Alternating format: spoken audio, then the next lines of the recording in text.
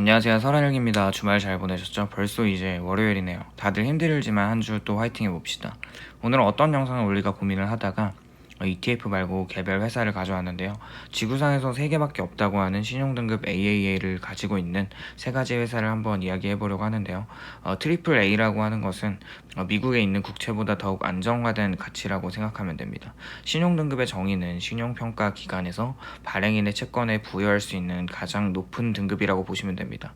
등급이 높을수록 채권을 발행하는 기관은 쉽게 재무약정을 이행할 수 있고 채무 불이행 위험이 가장 낮다는 것을 의미합니다. 쉽게 말해서 돈을 빌려준다면 무조건 돈을 받을 수 있는 그런 국제 3대 신용평가사들이 랭킹한 신용등급이라고 보시면 됩니다. 그렇게 이 세 회사에 투자하면 국가는 망해도 회사는 망하지 않을 정도로 신용등급이 높기 때문에 주식 투자자라면 꼭 알아야 하는 상식이고 아마 영상을 끝까지 시청하신다면 도움이 되실 겁니다. 우선 국제 신용평가사 무디스에 나와 있는 신용등급은 AAA에서 C등급까지 범위가 다양합니다. 재미있는 건 국제 3대 신용평가사인 무디스와 S&P, 피치에서는 우리나라가 신용등급과 전망을 작년에 AA 등급과 AA- 각각 이렇게 안정적인 평가를 주었습니다. 참고로 AAA 등급을 받은 국가들은 독일, 네덜란드, 덴마크, 노르웨이, 스웨덴, 스위스, 룩셈부르크, 미국, 캐나다, 호주, 뉴질랜드, 싱가포르 상당히 많은 국가들이 있기도 합니다. 어쨌거나 국가를 제외한 회사들 중에서 현재 유일하게 AAA 등급을 받은 3개의 기업들을 소개할 텐데요. 오늘은 그 중에 하나의 기업인 애플에 대해서 소개를 해볼까 합니다. 애플은 워낙 유명하죠. 저도 처음에 주식에 입문할 때 애플 주식을 조금 샀었는데요. 그리고 많이는 아니지만 수익을 낸 적이 있습니다. 물론 지금도 개별로 주식을 가지고 있진 않지만 제가 가지고 있는 ETF에는 애플 비중이 있기 때문에 저도 애플 주주이기도 합니다. 애플은 신용평가사 무디스가 21년 12월에 드디어 장기 신용등급을 안정적인 전망과 함께 AAA로 상향시켜줬습니다. 생각해보면 미국 국채금리보다 애플의 장기 회사채 이자율이 더 낮은 걸 보면 엄청 대단한 회사인 건 분명합니다. 애플 주가를 보면 저번 주 17일 종가 기준 152.55달러입니다. 근데 대박인 게 물론 그런 사람이 존재할지는 모르겠지만 정말 애플을 처음 상장 이후부터 가지고 있었다면 총 3274%의 수익을 기록할 정도로 어마어마한 성장을 기록했습니다. 기본 ETF들이 상장 이후 150에서 300% 정도라면 엄청난 주가 상승을 이루고 현재는 전세계 시가총이 1위 기업으로 자리매김을 하고 있죠. 우선 애플의 주가는 22년 1월 이후에 24% 정도 폭락했지만 현재 회사의 유동자산을 보면 22년 12월 31일 기준 1287억 달러의 유동자산이 있습니다. 쉽게 말해서 1년 안에 현금화할 수 있는 돈이라고 생각하시면 됩니다. 애플의 유동자산만 해도 저 정도인데 비유동자산은 얼마나 될까요? 무려 3467억 달러가 비유동자산입니다.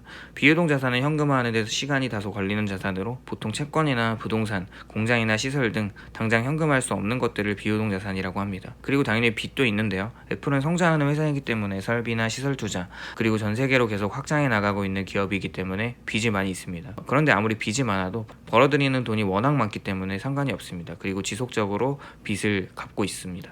22년 9월과 연말인 12월과 비교를 해보면 유동부채 비율과 비유동부채 비율이 각각 현저하게 줄어있는 것을 볼 수가 있죠. 그만큼 채무 이행을 성실하게 하는 기업이라고 볼 수 있습니다. 애플에 투자하기 전에 안전하고 주가 상승도 기대할 수 있는 이유는 꾸준한 영업이익의 증가와 수익이 지속적으로 증가하기 때문입니다. 그리고 영업이익이 꾸준하게 계속 늘고 있죠. 그리고 순이익도 꾸준하게 늘고 있습니다. 애플의 매출 구성을 보면 아이폰과 맥, 아이패드 그리고 웨어러블과 홈 액세서리와 서비스로 매출 구성이 되어 있는데요. 애플 웨어러블 디바이스는 애플워치와 에어팟이라고 보면 됩니다. 또 애플 홈 액세서리도 보면 다양한 가전제품들도 파는 것 같습니다. 엄청난 기업이죠.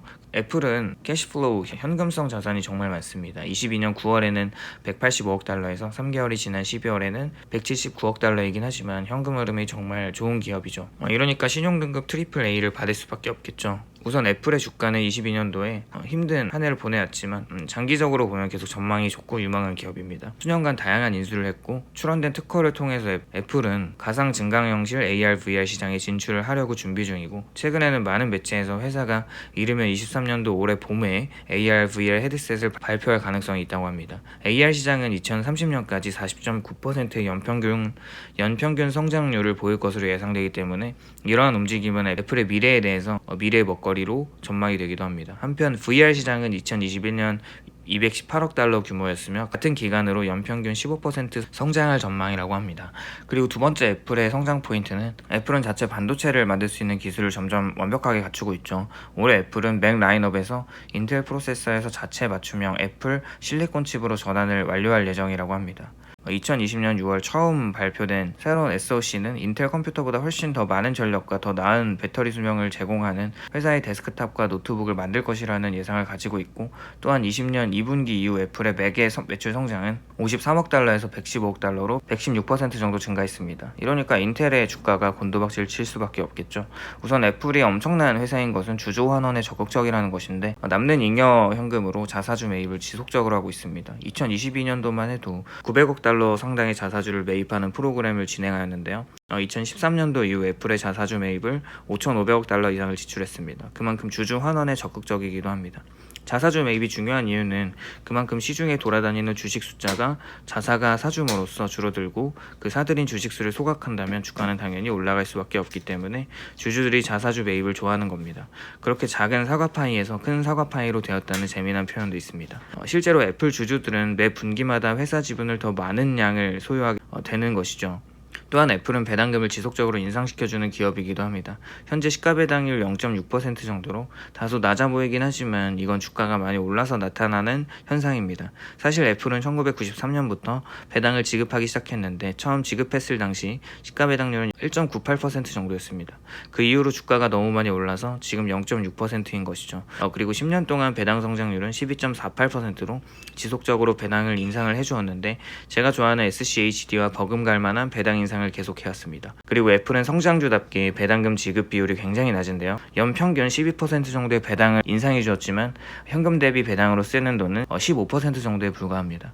애플의 배당금은 분기별로 주고 있으며 디비던드 페이아웃 레이쇼, 배당 지급률이 15%로 높지 않기 때문에 앞으로 지속적인 배당을 지급하고 계속 올려줄 것 같습니다. 이렇게 애플은 주주 환원에 대해서 적극적인 액션을 취하고 있는데요. 보통 성장이 끝난 기업들이 사업이 안정화되면서 더는 성장을 이룰 수 없을 때 나타나는 현상을 애플은 지금 계속 성장 중이면서 동시에 진행하는 것인데, 엄청 대단한 기업임에 분명합니다.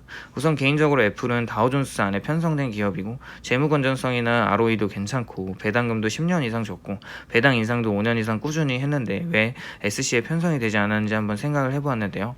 애플의 ROE는 22년만 대충 평균을 잡아도 150% 이상을 기록하고 있죠. 우선 SC의 1위 편성 종목인 브로드컴의 ROE가 22년도 평균으로 대략 40% 정도라고 하면 애플이 훨씬 돈을 잘 버는 기업인데 왜 애플이 SC에 들어가 있지 않은지 개인적으로 궁금하긴 합니다. 어쨌거나 언젠가는 편성이 될 것을 확신합니다. 그리고 애플은 많은 대형 펀드들이 지분을 많이 가지고 있는 회사인데요. 벵가드에서 7%, 버크셔 해서웨이에서 5.65%, 그리고 블랙락에서 SSAG 펀드 등등 참 많은 기관에서 애플의 비중을 많이 가지고 있습니다. 그만큼 전 세계 어느 기관에서도 애플의 비중을 다 가지고 자산 운용을 하고 있다는 것이죠. 이렇게 애플은 워렌 버핏의 최대 보유 자산이 되었습니다. 1965년부터 시작된 버크셔 해서웨이 수장 워렌 버핏의 최고의 투자자이자 현인인 건 다들 아시죠. 그는 이번에 TSMC 86%의 지분을 팔고 애플을 더 사들이면서 많은 사람들이 더욱더 애플에 투자할 수밖에 없는 이유에 수긍하고 있습니다. 그렇게 2080만 주가량 추가 매수를 하면서 애플 지분이 작년 4분기 말 기준에 주식을 9억 1,560만 주를 보유하게 되면서 더 많아졌습니다. 그리고 애플은 2025년까지 애플카를 만든다는 것을 약속했는데요. 애플카 타이탄 프로젝트는 과거 2014년부터 엄청난 기간 동안 이제 진행 중이고요. 그렇게 애플은 자동차 만드는 것에 진심으로 다하고 있습니다. 물론 전체 부품이나 공정 과정을 애플이 혼자서 하지는 않을 것 같은데 다양한 기업들과 계속 파트너십을 맺으면서 엄청난 노력을 하고 있죠. 사실 제가 애플카가 지금 자동차 시장에서 실제로 자동차를 판매하고 있지는 않지만 향후 어떻게든 자율주행 애플카가 나올 수밖에 없는 이유를 생각해보면 그것은 바로 OS의 강점을 가지고 있기 때문인데요. iOS 유저들은 전 세계에서 굉장히 많은데 역시 안드로이드가 71.8%로 너무 많이 있지만 애플은 자체적으로 27.6%의 유저들을 확보하고 있는데 이것은 향후 애플카를 자동차로 만들 때 iOS 유저들을 끌어오는 데 엄청난 강점이 될 것입니다. 아이폰을 쓰는 유저들은 잠재적인 고객이 될 수 있다는 것이죠. 삼성과 애플의 결정적인 차이는 OS 시스템으로 하드웨어 핸드폰 판매는 비슷하지만 OS 시스템의 유무인데요. 빅데이터를 구축한 애플은 우주 최강 기업이 되었습니다. 그렇게 안드로이드로 빅데이터를 구축한 구글이 애플과 데이터 면에서 겨룰 수 있는 강자이기도 한데요. 어쨌거나 애플은 자체만의 플랫폼을 구축했고 애플 생태계를 만들었습니다. 워낙에 많은 사업을 진지하게 각 잡고 준비하면 애플은 다 이룰 수 있는 기업임에 분명합니다. 그래서 개인이나 기관들이 좋아하는 주식인 것 같습니다. 오늘은 신용등급 트리플 A를 받은 유일한 기업 중 하나인 애플에 대해서 한번 알아보았는데요. 오늘도 영상이 도움이 되셨다면 좋아요와 구독을 부탁드립니다.